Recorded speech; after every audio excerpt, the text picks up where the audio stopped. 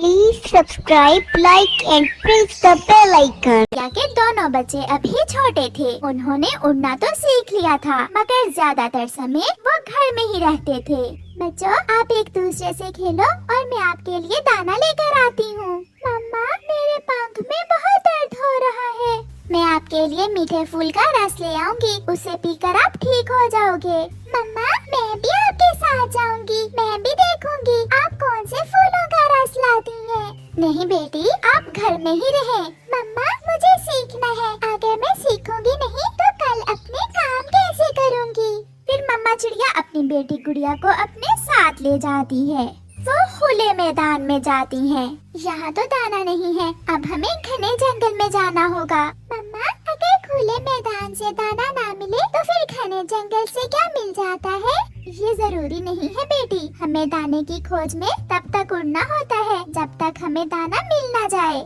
फिर वो माँ बेटी घने जंगल में जाती हैं। वहाँ उन्हें कुछ दाने मिल जाते हैं। गुड़िया बेटी, आप बड़ी हो, अगर कभी आपके भाई को आपकी जरूरत हो तो ये सब याद रखना। मगर मम्मा, आप हमारे साथ है ना? मम्मा हमेशा अपने बच्चों के साथ नहीं रहती। मम्मा, ऐसा तो ना कहे, हम हमेशा एक साथ ही रहेंगे। फिर वो माँ बेटी दाना लेकर वहाँ से उड़ती हैं। फिर मम्मा चिड़िया अपनी बेटी को साथ लेकर नदी पर जाती है। गुड़िया बेटी, ये है वो फूल जिसका रस पीने से आपका भाई ठीक हो जाएगा। मगर मम्मा, आपको कैसे मालूम हुआ? ये सब मैंने अपनी मम्मा से सीखा था। नदी से वो एक फूल लेती हैं और घर चली जाती हैं। घर जाकर मम्मा चिड़िया उस फूल से रस निकालकर 2 कतरे अपने बेटे कुकू को दे देती है। कुकू भैया, आज मैंने बहुत कुछ सीखा। दाना कहाँ से मिलता है, पानी कहाँ से, और बीमार हो जाने पर कौन से फूल का रस हमें स्वस्थ करता है। मम्मा, जब मैं बड़ा हो जाऊंगा तो मैं भी आपके साथ जाया करूंगा। हाँ कुकू बेटा, आपके लिए भी ये सब सीखना बहुत जरूरी है। दिन गुजरते गए और फिर एक दिन जब मम्मा चिड़िया शाम को घर लौट रही थी तो उसे अपने सर में दर्द महसूस होता है। वो बहुत मुश्किल से घर पहुंच जाती है। कुकू और गुड़िया बेटी, मेरे पास आ जाओ। मम्मा, आप ठीक तो हैं? आपको क्या हुआ है? बेटी, मेरे सर में बहुत दर्द है। मम्मा, मैं आपका सर दबा देता हूँ। नहीं बच्चों, आप मेरे साथ लेट जाओ। बच्चे अपनी मम्मा के साथ लेट जाते हैं। कुकू बेटा, अपनी बड़ी बहन का कहना माना करो। और गुड़िया बेटी, बड़ी बहनें माँ की तरह होती हैं। अपने भाई की छोटी छोटी गलतियों को माफ कर दिया करो। मगर मैं तो भाई से बहुत प्यार करती हूँ। माँ से बातें करते करते बच्चे सो जाते हैं। सुबह हो जाती है। कुकू और गुड़िया उठ गए थे, मगर उनकी माँ अभी तक लेटी हुई थी। गुड़िया बहन, मम्मा को जगा दे, मम्मा ने हमारे लिए दाना लेने जाना होगा। कुकू भैया, मम्मा की तबीयत ठीक नहीं है, थोड़ी देर मम्मा को और सो लेने दे। फिर कुकू अपनी मम्मा के सीने पर लेट जाता है। कुकू जोर से हंसने लगता है। गुड़िया, गुड़िया बहन, मम्मा ने अपनी सांस रोक ली है, मम्मा तो सांस ही नहीं ले रही। ये सुनकर गुड़िया घबरा जाती है। मम्मा, मम्मा, कुकू भैया हटो। मम्मा, मम्मा, कुकू भैया, मम्मा को क्या हो गया है? शायद मम्मा की तबीयत ज्यादा खराब हो गई है बहन गुड़िया। कुकू भैया, आप मम्मा के पास ही रहे, मैं वो फूल नदी से लेकर आती हूँ जिसका रस मम्मा ने आपको कल दिया था। फिर गुड़िया जल्दी से घर से निकलती है। वो तेजी से उड़ती हुई नदी पर जाती है। उसे उस फूल की पहचान थी। गुड़िया नदी से फूल तोड़ लेती है और घर वापस उड़ती है। घर जाकर गुड़िया कांपते हुए पंखों के साथ उस फूल का रस निकालकर अपनी मम्मा के मुंह में डालती है, मगर वो रस उसकी मम्मा के मुंह में जाने की बजाय बाहर गिर जाता है। मम्मा, मम्मा उठ जाए, मम्मा बोले ना। गुड़िया बहन, मुझे लग रहा है मम्मा मर गई है। कुकू अभी बहुत छोटा था, उसे क्या मालूम था कि मर जाना क्या होता है। उसने तो ये सब अपनी माँ से सुना हुआ था। कुकू भैया, मम्मा ठीक हो जाएंगी, मैं अभी पड़ोसी अंकल कौवे को बुला कर लाती हूँ। गुड़िया जल्दी से भागती है। वो कौवे के घर के दरवाजे पर दस्तक देती है। गुड़िया, क्या बात है बेटी, आप रो क्यों रही हो? आंटी, मम्मा बोल नहीं रही। मम्मा कल रात से बीमार थी। गौरी गुड़िया के साथ उसके घर जाती है। बच्चों चुप कर जाओ बच्चों। मैंने मम्मा को मीठे फूल का रस भी दिया है, मगर मम्मा पी ही नहीं रही। आपकी मम्मा अब इस दुनिया में नहीं रही बच्चों, आपकी मम्मा मर गई है। देखा गुड़िया बहन, मुझे मम्मा ने बताया था कि जब कोई मर जाए तो वो कोई बात नहीं करता। गुड़िया अपने छोटे से भाई को अपने सीने से लगा लेती है। कल से ही मम्मा कुछ अजीब सी बातें कर रही थी। बेटी, होनी को कौन टाल सकता है, मैं अभी आती हूँ। फिर गौरी कव्वी अपने घर जाती है। कालू, रानो मर गई है। क्या कहा तुमने? रानो हमारी पड़ोसन है, वो तो कल अच्छी भली थी। मौत का क्या पता चलता है। कालू, ये टोकरी लेकर मेरे साथ आओ। वो बच्चे छोटे हैं, उन्हें नहीं मालूम कि अब उन्हें क्या करना है। फिर कालू कौवा और गौरी कव्वी फूलों से बनी हुई एक टोकरी लेकर चिड़िया के घर जाते हैं। गौरी और कालू कौवा चिड़िया को उठाकर फूलों की टोकरी में रखते हैं। बच्चे अपनी पूरी आंखें खोलकर बहुत हैरानी से ये सब देख रहे थे। मेरे साथ आओ बच्चों। फिर गौरी कव्वी और कालू कौवा चिड़िया के बेजान शरीर को फूलों से बनी हुई टोकरी में रखकर वहाँ से जाते हैं। वो नदी पर जाते हैं। आहिस्ता से कालू कौवा वो टोकरी नदी के पास रख देता है।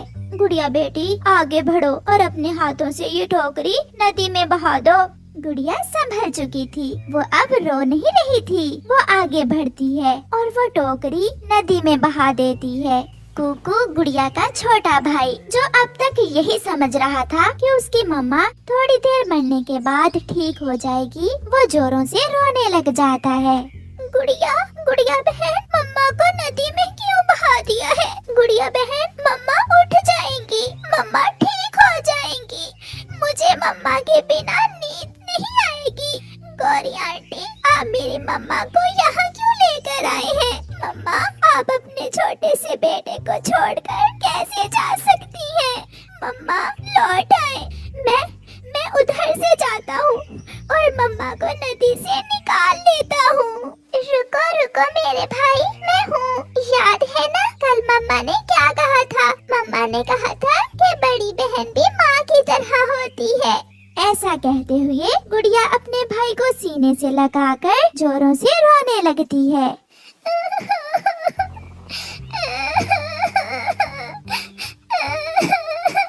गौरी और कालू की आंखें भी भीग चुकी थीं। बच्चों चलो घर चलें। ये वही नदी है जिसमें मैंने अपनी माँ को ऐसे ही फूलों की टोकरी में बहाया था। ये वही नदी है जिसमें आपकी नानों को बहाया था। ये सब जिंदगी का हिस्सा है, सबने बिछड़ जाना है। ये साथ तो 4 दिन का है, जब तक है इस साथ को खुशियों से गुजारो। फिर कौवा और कव्वी गुड़िया और कुकू को साथ लेकर वापस चले जाते हैं। प्यारे दोस्तों, जैसा कि गौरी कव्वी ने कहा, ये साथ 4 दिन का है, हमेशा नहीं रहेगा। इसलिए अपने रिश्तों से प्यार करें, अपनी मम्मा से, अपने पापा से एक एक लम्हा खुशियों भरा गुजारें, उनका हर कहना माने। क्या मालूम कल ये साथ हो या ना हो। आपका धन्यवाद। नदी पर बैठे कबूतर और उसकी पत्नी लूसी कबूतरी बातें कर रहे थे। इन दोनों पति पत्नी में बहुत प्यार है। एक मेरा पति है, कालू कौवा हर समय मुझसे लड़ाई करता है, मैं छुपकर इनकी बातें सुनती हूँ।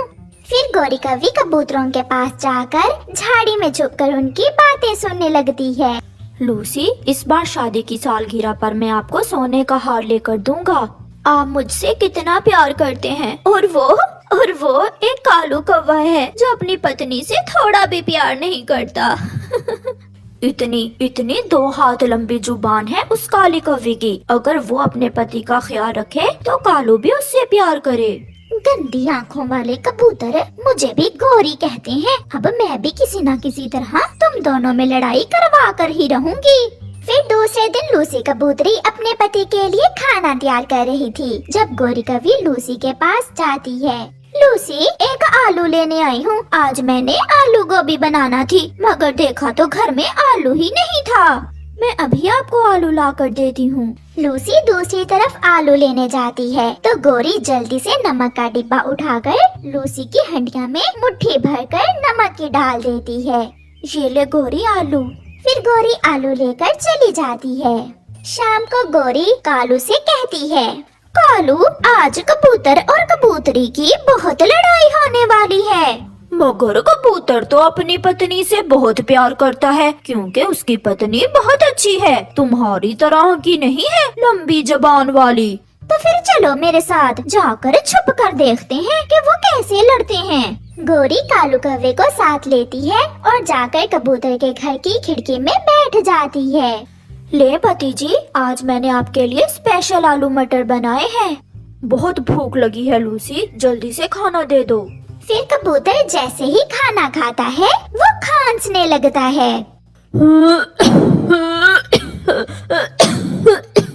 ये क्या किया तुमने लूसी? इतना बुरा खाना बनाया है। ये खाना है या जहर?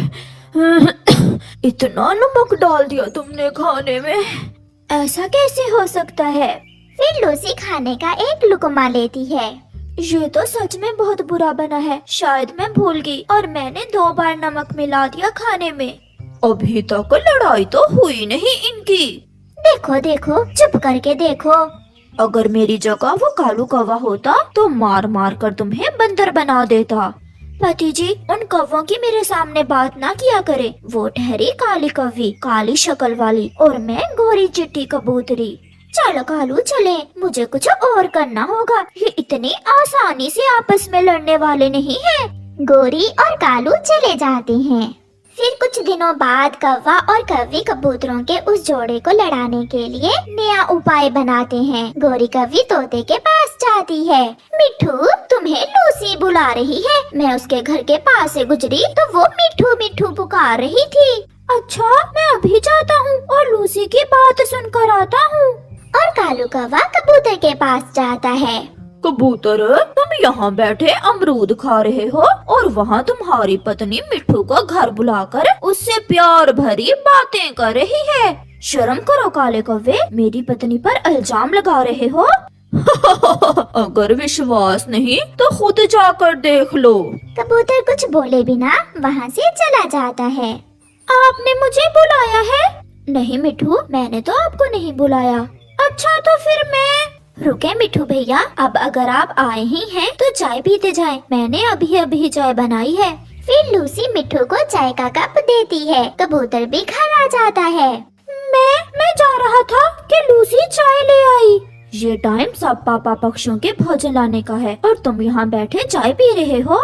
मैंने ही रोका था मिठू को। जाओ यार मिठू, जाकर अपने परिवार का भोजन ढूंढो। मिठू चाय पिए बिना ही वहाँ से चला जाता है। आप गुस्से में क्यों लग रहे हैं? मैं जा रहा हूँ, मुझे अभी बहुत काम है और तुम दरवाजे की कुंडी लगा लो। कबूतर वहाँ से चला जाता है। कबूतर, मेरे सुंदर भाई कबूतर, वो मोटी चोंच वाला तुम्हारे घर क्या करने जाता है? गोरी, ऐसी बातें ना किया करो, मेरी पत्नी ऐसी नहीं है। जाकर खुद नदी पर देख लो, तुम्हारी पत्नी मिठू के पास बैठी हुई है। ये तुम क्या कह रही हो? उधर कालू कौवा लूसी से कहता है, लूसी, ये मीठा फल जाते जाते मिठू को दे देना, वो नदी पर बैठा है, मुझे थोड़ा काम है। मैं दे दूंगी, मैं तो नदी की तरफ ही जा रही हूँ। मिठू भैया, ये मीठा फल आपके लिए कालू ने भेजा है। कालू ने? आजकल कालू तो बहुत अच्छा हो गया है, आधा आप खा ले लूसी बहन। कबूतर भी वहाँ आ जाता है। मिठू, तुम हर समय मेरी पत्नी के पीछे पीछे क्या करते हो? गोरी भी वहाँ आ जाती है। ये सारा दोष तुम्हारी पत्नी का है, जब देखो मिठू के पास बैठी रहती है। झूठ मत बोलो, मुझे कालू ने ये फल मिठू को देने के लिए दिया था। कालू भी आ जाता है। इतना बड़ा झूठ? लूसी, मैं तो सुबह से मिला ही नहीं हूँ तुम्हें। लूसी, तुम घर जाओ। ये झूठ है, ये झूठ है, ये जरूर कौवों की कोई साजिश है। ये काले कौवे तुम्हें लड़वाना चाहते हैं। मिठू वहाँ से चला जाता है।